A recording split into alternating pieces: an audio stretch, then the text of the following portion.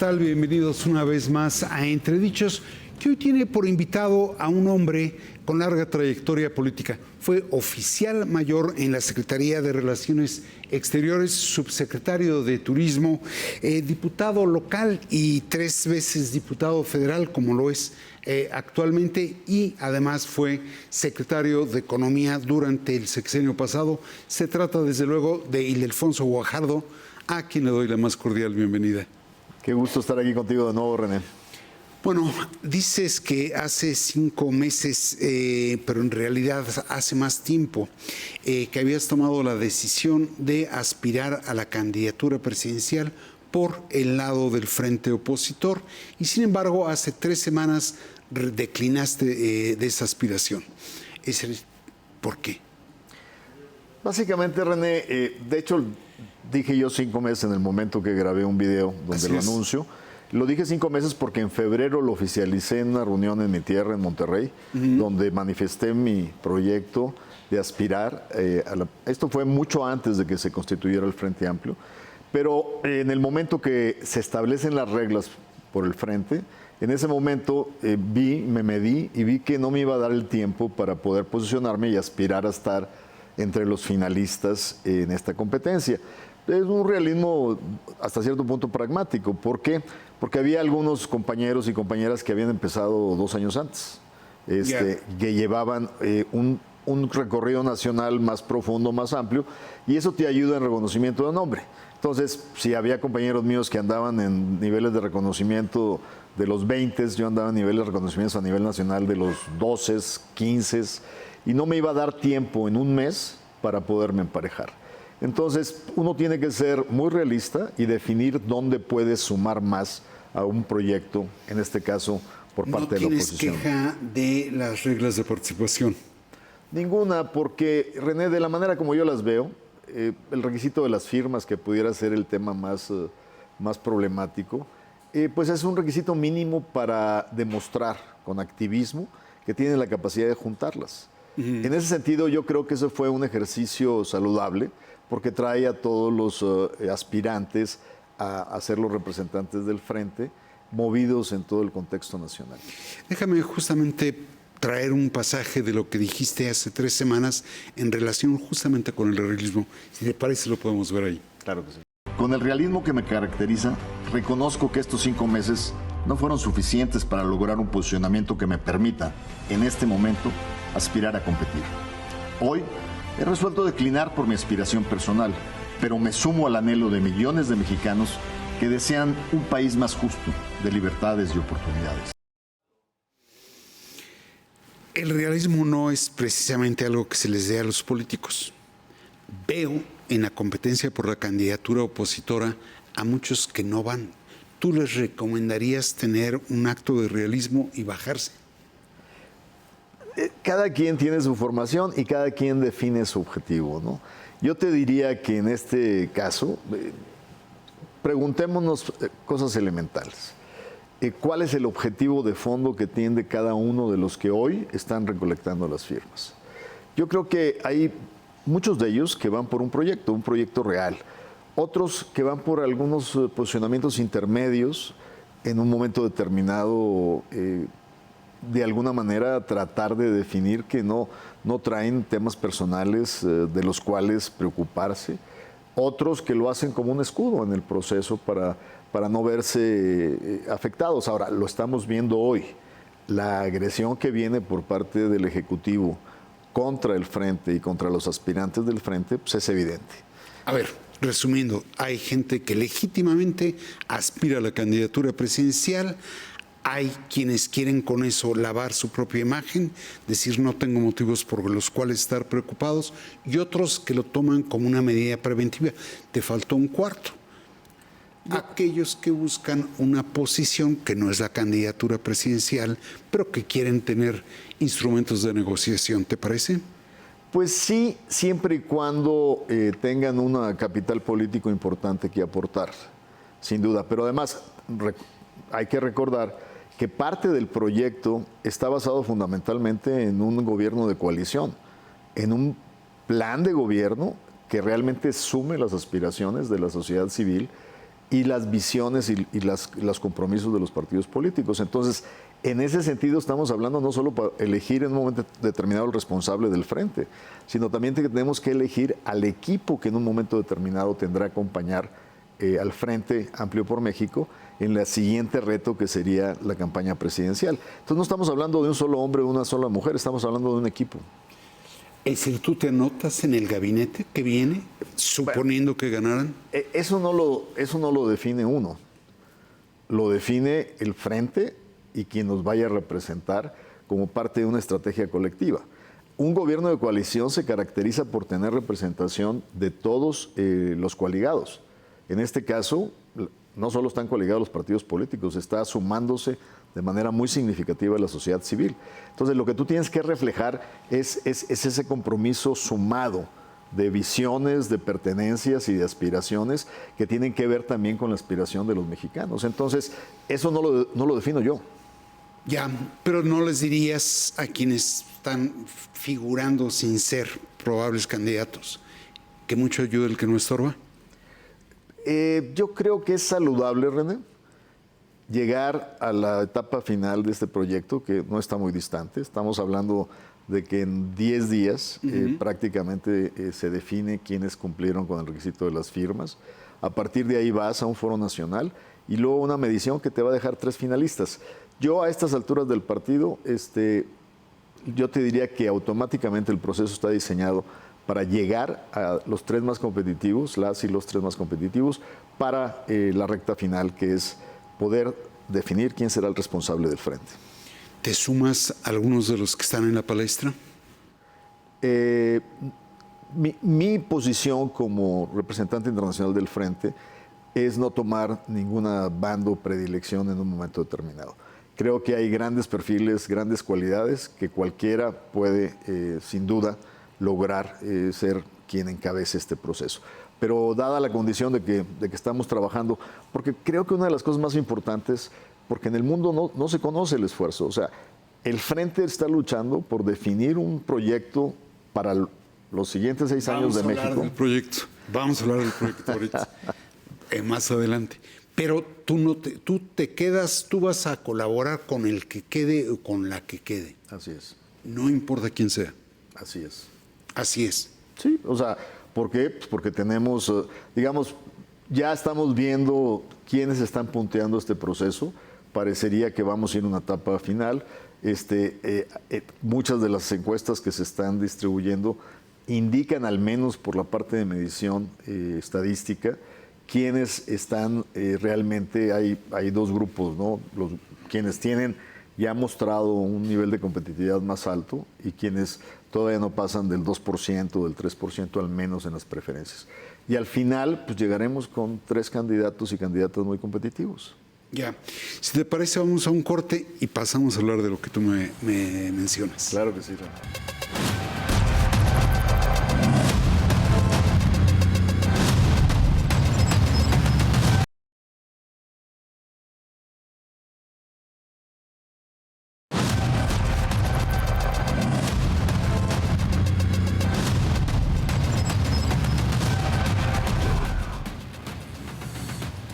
Ya estamos de vuelta con Ildefonso Guajardo.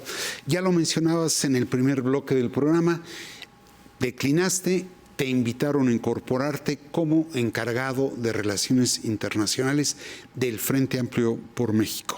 Así es. Así es. Ahora, en ese sentido me llama mucho la atención que después hiciste una declaración saludando el hecho de incorporarte al equipo que encabeza José Ángel Gurría, que está relacionado con el proyecto de nación, no necesariamente con las relaciones internacionales. No es lo mismo.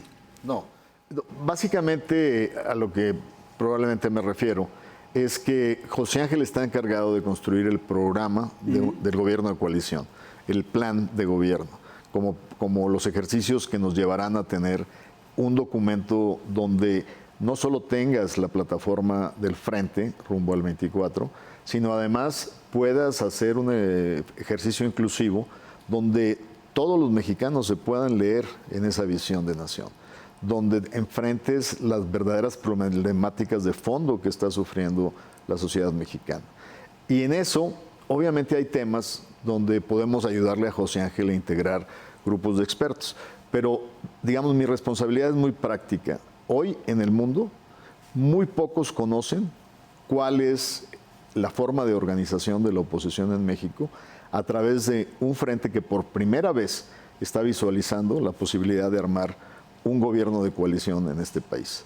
Y es muy importante asentarlo porque precisamente en el corazón de este proyecto está salvaguardar lo fundamental que es nuestras libertades y nuestra democracia, y con una democracia que no solo se demuestra en las urnas, sino se demuestra en las decisiones de gobernabilidad día con día, que realmente produzcan soluciones a la gente que está ansiosa de soluciones en todos los frentes: seguridad, economía, salud, educación. Y entonces, digamos, mi responsabilidad es que el mundo se entere cuál es el esfuerzo que está haciendo la oposición en México y cuál es la realidad que está viviendo frente a un gobierno que dedica todos los días en exclusiva al jefe del Ejecutivo 30-40% de su tiempo hostigando, golpeando y criticando a la oposición. Y utilizando encuestas que debería ser ilegal, donde aparentemente muestra ventajas construidas por sus encuestadores, ¿no? Puedo resumir que antes de resumir lo que estoy pensando, si te parece, vemos otro pasaje del video donde declinaste, donde hablas de tu nueva función, si te parece. Claro que sí. Les comparto que con mucho agrado he recibido la invitación del Frente Amplio por México y de los 3 presidentes de partido que lo integran para dirigir la vinculación internacional de este frente. Conscientes de que estaremos enfrentando en el 24 una elección de Estado que sin recato hoy se manifiesta desde Palacio Nacional. Debemos de actuar de inmediato para que el mundo voltee sus ojos hacia México. Debemos de hacer presencia en organismos internacionales y países aliados para explicar qué es el frente y compartir la lucha que estaremos enfrentando en los próximos meses. Ahí está tu dicho. Es decir, vas a tener por un lado una función operativa, diplomática operativa, y una función conceptual de lo que debe de ser el plan de gobierno. ¿Es así? En esa ayudaremos a José Ángel en las áreas que hemos adquirido, obviamente una experiencia acumulada. Toda la parte de la visualización de México en su integración comercial a nivel global, la parte de las relaciones internacionales de México, y sumarnos a temas tan claros y concretos como el emprendedurismo, o sea, apoyar el esfuerzo que está haciendo José Ángel en la construcción de un plan de gobierno. Pero mi responsabilidad, a la cual fue invitado y la tengo que desarrollar, y estamos ahorita reagrupando a corresponsales extranjeros, armando agenda en Bruselas, armando agenda en Washington, tratando de posicionar este proyecto del frente y además apoyar el esfuerzo de las secretarias generales de cada uno de los partidos para acercarse con las comunidades de mexicanos en el extranjero.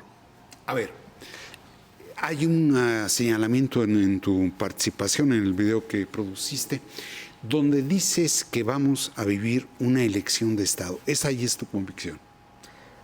Yo te diría que si camina como pato, aletea como pato y grazna como pato, pues es pato. O sea, estamos observando cómo se está utilizando el más alto podio de la nación, del Ejecutivo, para ya establecer un ataque, una ofensiva contra la oposición, claramente desdiciéndose, y no solo desdiciéndose, no reconociendo que el marco legal que ahora existe fue gracias a que el Ejecutivo lo planteó como opositor cuando Vicente Fox estaba interviniendo abiertamente en contra de él, y donde establece una nueva regulación para prohibir que el Ejecutivo tome lados desde el punto de vista electoral. Entonces, estamos viendo estos visos clarísimos de lo que está ocurriendo, de cómo están obviamente intimidando al poder judicial, cómo están tratando también de limitar las capacidades y no atender las recomendaciones abiertamente del Tribunal Electoral, del INE. Entonces, no necesariamente aseguro que habrá una elección de Estado, pero todos los indicadores que estamos observando diariamente peligrosamente nos conducen a ello. Entonces, ¿qué es lo que tenemos que hacer? Pues que nuestros aliados a nivel global empiecen desde muy temprano a hacer la observación de los procedimientos que nos llevarán al inicio del año electoral en septiembre. Y te lo digo porque cuando vivíamos en condiciones normales, la observación electoral se hacía en la semana de la elección. Hoy no es posible poder controlar la integridad de un proceso si no la observas desde su nacimiento, desde cómo se empiezan a hacer posicionamientos. Te doy ejemplos de lo devastador que ha sido la cantidad increíble de espectaculares que hay a favor de las corcholatas, que dicen, bueno, yo no lo pagué, pero entonces ¿quién lo pagó? ¿Dónde están los que lo pagaron? Acaba de ocurrir un lamentable accidente donde es evidente que quien muere en este accidente era un patrocinador económico muy importante para uno de los candidatos y que es quien tiene un sinnúmero de contratos con el Ejecutivo. Entonces, estamos viendo la violación de todas las reglas básicas electorales ocurriendo inclusive antes que inicie el año electoral. Entonces, tienes que alertar, cuidado. Si seguimos así, parecería que estamos yendo hacia una elección donde no va a haber reparo para utilizar todos los instrumentos legales o ilegales para poder obtener el objetivo. ¿Tú vas a ser el canciller de algún modo del Frente Amplio por México antes, durante y después de la elección? Vamos a llevar el proceso claramente hasta el momento que ahorita nos urge. Y sí, efectivamente, o sea, me va a tocar posicionar el frente a nivel internacional, porque no es solo el posicionamiento de una figura que nos será el liderazgo para el momento electoral del 24, en su momento, ¿no? Cuando esto corresponda al año electoral, pero también es muy importante posicionar el esfuerzo íntegro de la sociedad civil y la oposición en este proyecto. Lo que te quiero decir con esto es que mi responsabilidad no termina con la elección del 3 de septiembre de quien representará al frente. Mi responsabilidad continúa para seguir posicionando al frente. Ya si en un momento determinado, estando en el proceso normal, cuando se define la elección del candidato del frente, se conjuntan los dos elementos para posicionar al frente y al candidato, pues es una decisión que en su momento se tiene que tomar. Ahora, tú ahorita ya me hablaste de la importancia de alertar o de informar a los aliados, así te referiste a ellos, y en el video te refieres a la necesidad de acudir a organismos internacionales para plantear lo que aquí está ocurriendo. ¿A dónde vas? Fundamentalmente a todos los que tienen elementos dentro de esta visión. Naciones Unidas, Organización de Estados Americanos, Parlamento Europeo, todos aquellos con los que hemos adquirido compromisos de desarrollo democrático. Acuérdate que el mismo acuerdo con Europa está construido en tres pilares fundamentales. Entonces es posicionar y cabildear e informar lo que estamos enfrentando en México desde el punto de vista de la oposición frente a un ejecutivo que se está extralimitando en el uso de sus poderes para empezar a definir el proyecto, la visión que corresponde a su partido. El hecho de ir a centros internacionales de importancia a denunciar una elección de Estado, ¿no te provoca temor de animar actitudes intervencionistas que las hay? No necesariamente porque, o sea, no vas a alertar lo que son signos que conducirían a un intervencionismo electoral de parte del Ejecutivo no deseado. O sea, no es el momento de estar registrando denuncias cuando aún no inicia todavía el año electoral. Lo que prácticamente vas a decir, estén atentos y estén cerca y los mantendremos informados de lo que está pasando en México. Y no nos crean necesariamente a nosotros. Ustedes tienen delegaciones actuantes en México, tienen observadores, tienen embajadores, tienen diplomáticos. Sigan muy de cerca el procedimiento mexicano, porque eventualmente vamos a necesitar una buena presencia internacional para poder garantizar que no se abuse del poder presidencial para influir en la próxima elección. ¿Qué es una eventual presencia internacional en elección mexicana? Es a través de una observación, pero una observación ampliada. de lo que prácticamente le llamas la integridad del proceso electoral, que no es únicamente el día de la elección, es todo lo que nos lleva hacia la organización de la elección. Y es básicamente acompañar. O sea, no es un intervencionismo. O sea, el mundo está acostumbrado a este tipo de presencias. A mí me tocó en el 94, en la elección del 94, acompañar por primera vez a observadores internacionales de todo el mundo, sobre todo de nuestros socios en América del Norte, acompañar la elección. Gente con credibilidad, de think tanks, de órganos de naturaleza electoral a nivel internacional.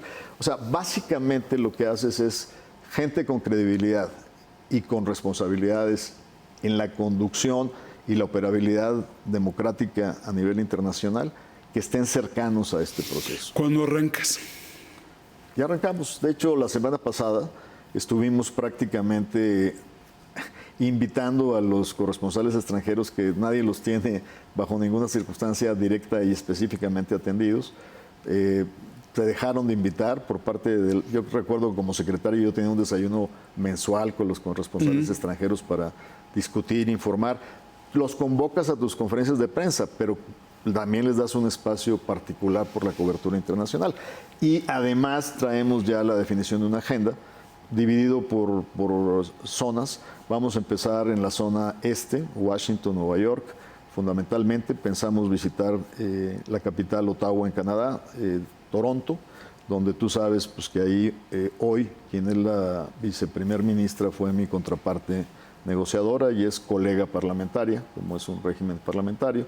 Estaremos haciendo rutas, la ruta del oeste, que es fundamentalmente San Diego, Los Ángeles, Sacramento, San Francisco, y es también donde hay comunidades migrantes muy importantes. Como se nos atraviesa un poco el tema del verano, estamos empezando a agendarlo. Seguramente la primera misión importante la vamos a tener aproximadamente en 2 semanas. Ahora, esto no elimina la disposición a reconocer la derrota si pierden. No, claro que no. No, el problema es que no haya reconocimiento de derrota en el oficialismo. Ese es el gran riesgo.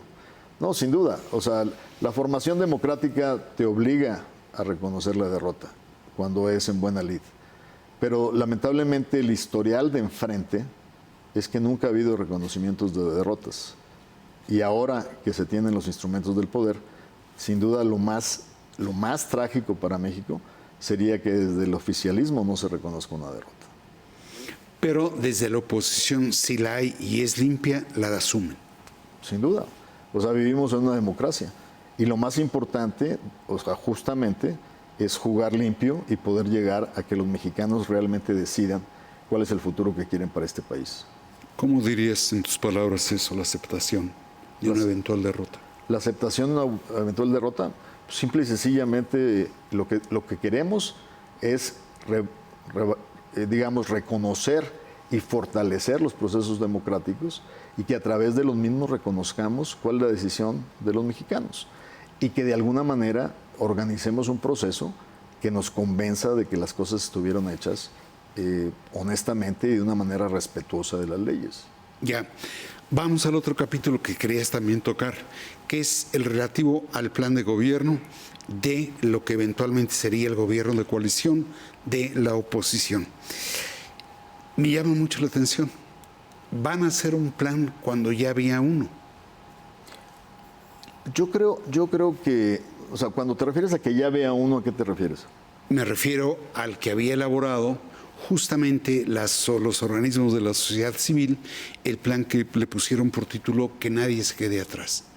Sin duda. O sea, ese es un producto, sin duda, muy importante, que ya está generado y está armado y que es parte de los insumos que José Ángel seguramente está utilizando. No se han referido a él, ni tú, ni él, ni nadie. No, pero el tema no es referirte al documento en sí mismo, sino a sus aportaciones. Igualmente, viendo esto hacia futuro, cuando ves que la convocatoria que hizo la sociedad, otros órganos vinculados también con Dante Delgado, hubo otro documento de aportación. O sea, hay varias aportaciones que vienen de la sociedad civil y que sin duda tienen que ser incorporadas en esto. Eso es indiscutible. Pero el tema es que hoy tienes 3 partidos políticos que parten de plataformas relativamente diferentes en algunos temas.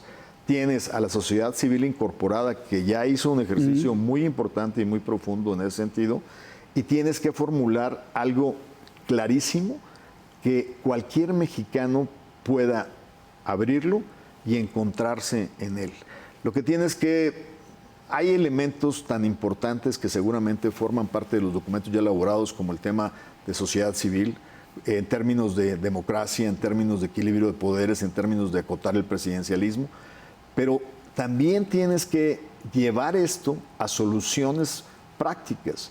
Cuando hablas de los regios que están 1 hora y media en 40 grados esperando un transporte público deficiente, cuando no tenemos soluciones a nivel nacional que vayan más allá de las soluciones de la Ciudad de México en transporte colectivo, cuando tienes un sistema de salud que está prácticamente quebrado y que no está dando soluciones, cuando tienes un rezago educativo que no has podido resolver a partir de la pandemia, tú tienes que tener familias y padres de familia que puedan verse reflejados en el anhelo plasmado en un documento que sea el Plan para la Nación. Y ahí es un esfuerzo muy incluyente, con soluciones con los mejores expertos, pero con un oído muy atento a lo que está sufriendo la ciudadanía en materia de seguridad y en materia de muchos temas. ¿No van a terminar haciendo un muégano? Yo creo que al revés. Yo creo que el éxito de este proyecto está más enfocado a que la gente entienda que la creación de un gobierno coalición respaldado sobre todo con el anhelo de la sociedad civil tiene que ser un producto que no es igual a sumar PRI más PAN más PRD. Tienes que convencer que el México que queremos aspirar es un México muy distinto al que tuvimos los últimos 35 años en este país. Porque la gente no quiere escuchar simplemente las críticas a lo que hoy sucede en la 4T y proponer que las políticas públicas, que muchas sí eran mejores, pero no necesariamente la oferta integral de los últimos 30 años es lo que resuelve el futuro para los mexicanos. Tienes que poner en la mesa algo que lleve la aspiración y el anhelo de los mexicanos para por primera vez realmente transformar este país, no prometerles transformaciones que nunca llegan. Híjole, suena como música a los oídos lo que estás diciendo, pero conciliar las posturas del PAN, del PRI, del PRD con el documento que ya elaboró Unidos suena un poco utópico.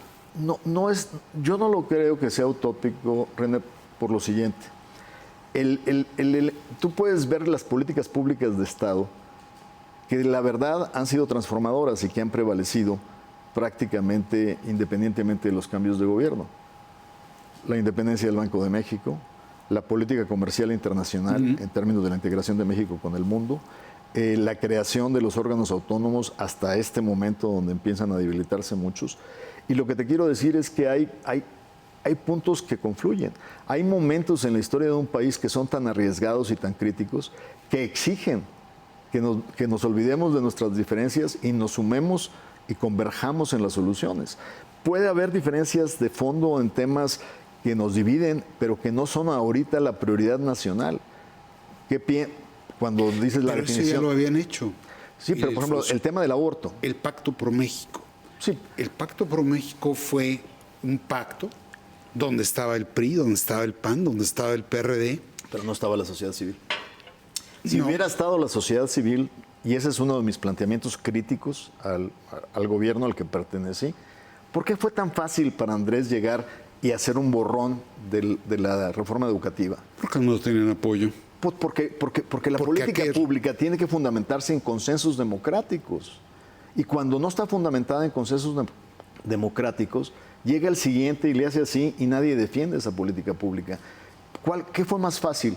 Cabildear a los votos en lugar de hacer que los padres de familia, que el magisterio la hiciera suya. Entonces, es exactamente la diferencia que estás marcando. O sea, ir a un gobierno de coalición acompañados por la sociedad civil actuante nos obliga a generar políticas públicas que sean adoptadas por quienes las van a hacer beneficiados o las van a sufrir. Y en ese sentido te cambia la dinámica de futuro de una política pública. Por eso es diferente desde la esencia. ¿Cuál fue la debilidad y cuál fue el ataque del presidente de la reforma energética?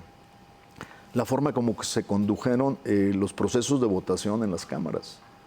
O sea, si no haces un trabajo para la aceptabilidad de esos cambios en la sociedad, no tienes futuro. Ahora, Ildefonso, ¿no están errando ustedes en los pronósticos que han hecho?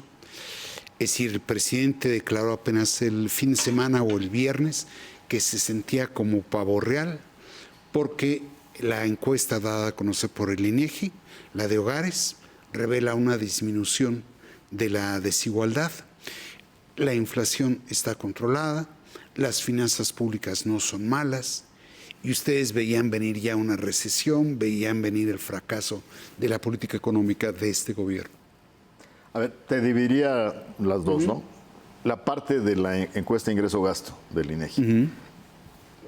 Yo subí un comentario a varios de mis chats donde dije, me recordó una expresión muy dura de Margaret Thatcher, donde decía, es triste conseguir una mejor igualdad o combatir la desigualdad haciendo más pobres a los ricos, no haciendo más ricos a los pobres.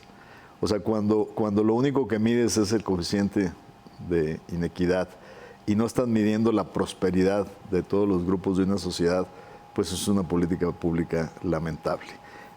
Aquí en este esquema, lo que tienes que medir es cómo generas, dentro de lo que no les gusta hablar, que es el aspirar a una clase media más fortalecida, con más capacidad y con más visión, con más posibilidades de futuro dentro de las políticas públicas.